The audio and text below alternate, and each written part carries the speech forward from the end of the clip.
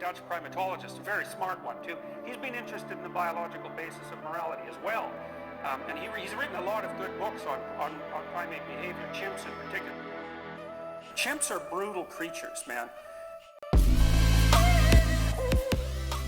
You know, you think about a chimp hierarchy and you're talking about a fairly strong and aggressive creature. You might think it's biggest, ugliest, meanest, most vicious, irritable, unpleasant chimp that rises to the top. Well, that's kind of the postmodernist view of human society. But that's not the case. It happens sometimes. But what happens, and DeWall has documented this quite nicely, is that tyrant chimps lead unstable regimes.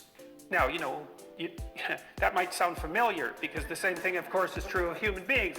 Why is that? Well, it's because, you know, people don't like tyrants. And chimps don't like them that much either. And chimps are actually quite reciprocal in their social interactions. So they don't just dominate each other, they groom each other, they have friendships, they contract social relationships over very long periods of time. You know, and they do that. And so they engage in reciprocal interactions, let's say pro-social reciprocal interactions. And you might think, well, what's the weak point of the biggest, ugliest, toughest chimp in the troop? And that is he doesn't have any friends. And so, you know, maybe he has a bad day.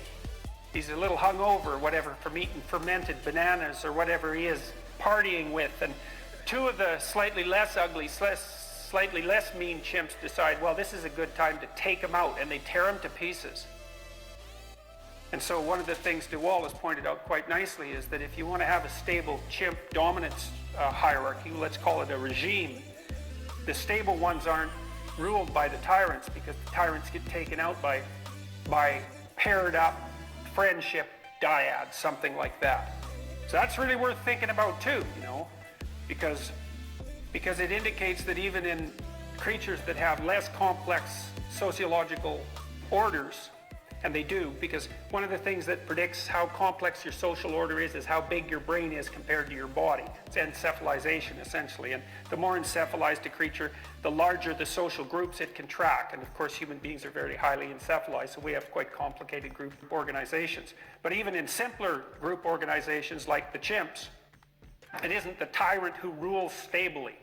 And that turns out to be also incredibly important.